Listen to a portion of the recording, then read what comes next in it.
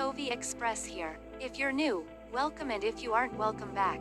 Today I'm going to be introducing a movie called Sightless. Look out for spoilers and take care. The movie first starts off with a woman walking towards her balcony, which seems like she's trying to jump off of. A month later, our main character, Ellen, is seen laying in a hospital bed with bandages over her eyes, and she's having flashbacks from what it seems to be the reason she's hospitalized. Take care of you. You're at Columbia Western Hospital. You're safe here. She's being removed the eye bandages by her nurse, Omar, as she realizes that she's lost her eyesight and begins to panic. In simple terms, and I'm so sorry to say this, but the damage is irreversible. Yes, unfortunately Ellen has lost her eyesight forever. I know that killed her inside, and because she seems so young and had her whole life to look forward to. Ellen is visited by a police officer who's asking her about anything she remembers before. She says she remembers her violin, which she had just took out of storage, and it's worth $500,000, but they didn't find it at the scene. Police officer thinks this was a robbery, because her cell phone and her violin were both missing when they found her, but she says that the attacker came for her, looking to do this to her. Ellen wakes up in a new place, with no idea how she got there, and is woken up by someone knocking on her said bedroom, who is actually a nurse, Clayton, who her brother hired to take care of her. Ellen asks him how she got there, and he says that they took a town car to the city, which is where they are now. Colors of this room are shades of blue. And you? Ooh, who do I want to be today? If I said a young Brando, would that make it easy? Ellen is blind. Every single visual in this movie is based off of how she thinks and visualizes the place to be like. So, we see what she sees. She tries getting in touch with her loved ones. Unfortunately, no one is picking up the phone, neither her brother nor her best friend. The police officer calls her to tell her that he's been looking into the clients of her husband, and everything checks out and that he'll be in touch. Ellen explains to Clayton that the only friend she has is Sasha, and that she is still her friend even after all the bad things they did to her. We then learn that Ellen's husband is serving time in prison for all that Ellen and Hin did to Sasha. It turns out that Ellen is actually a famous violinist, and she was a child prodigy. She wins gold, and her shows always sell out. She's basically the Ariana Grande of violin, if you will. Clayton's not just a nurse to feed her, but one who's also helping Ellen readjust back to society now that she's blind.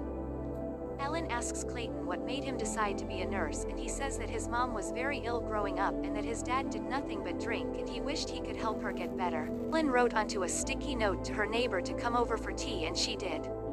This is Lana, and she's your typical friendly neighbor who's a smoker as well. It turns out our new character has a husband, who she's a bit terrified of. Before Lana left in a rush, Ellen was close enough to her face to realize that she had fresh stitches and came to the conclusion that Lana's husband did this to her. Lana also told Ellen to trust no one. Ellen calls Clayton to tell him about her encounter with Lana, and Clayton says that he spoke to the husband and that Lana is fine and that she doesn't have stitches, rather an old scar from an accident. I heard her scream. She came to me frightened. The stitches? Stitches? Her face? Her scar? Long healed. Yeah, turns out that even the police officer says that her stitches aren't even stitches anymore, but an old scar.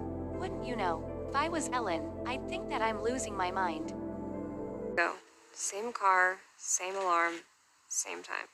How do you know? Happened right when you got here, 11 a.m. Heard the alarm as you rang the bell.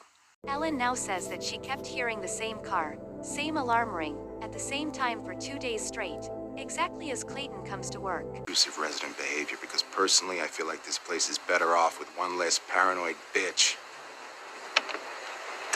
Clayton explains to Ellen that he can't accept payments from her as her caretaker anymore, because he's got feelings for her. Which is very weird, since when do feelings prohibit you from getting paid to do something that is your job? After getting upset, Clayton runs off and is found by Ellen. But Ellen isn't sure if that's actually Clayton, or Lana's husband, or her attacker. Ellen is attacked. She believes it to be the same one who blinded her in the beginning of the movie. She reaches for the phone, but he strangles her and she drops the cell phone.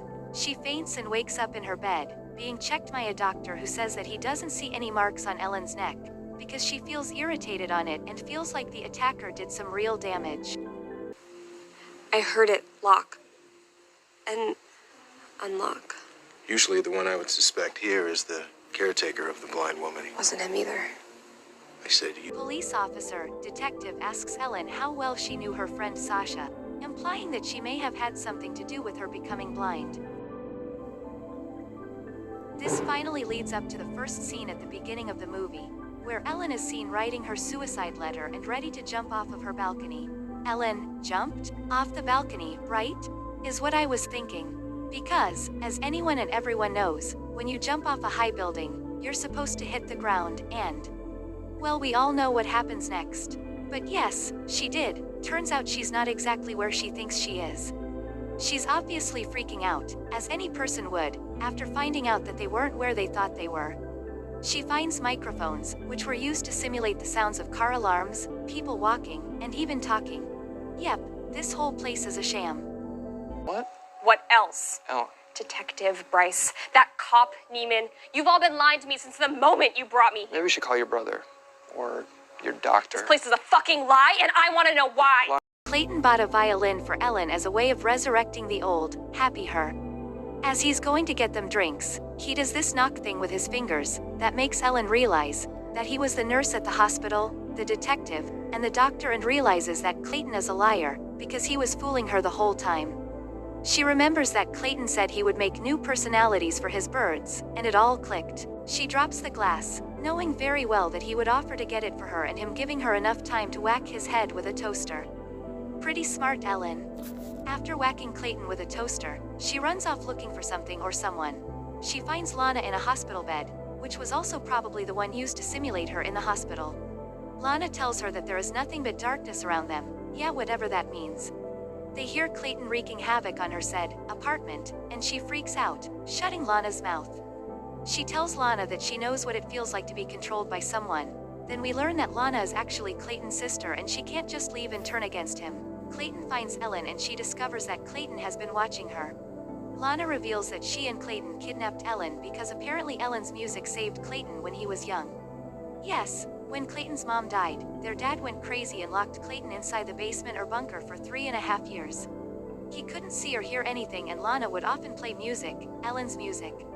And that kept his spirit going. So in conclusion, Clayton is just another one of those crazed fans who are somewhat thankful to their idols. Ellen hears a vent, and obviously it's a ruse with a microphone, but she finds a bottle of the chemical that was used to blind her, and she realizes that he's not just a lovesick puppy in need of love, but he's much more dangerous than she envisioned. She drinks the chemical, but keeps it in her mouth with the intention of blinding him too. I mean, whoever said you can't make a right with two wrongs? Must have not had enough wrong to make it right. Lana decides to free Ellen and leave her good-for-nothing brother, alone and blind. 6 months later, Ellen has returned to playing the violin and is having her very first concert after her accident.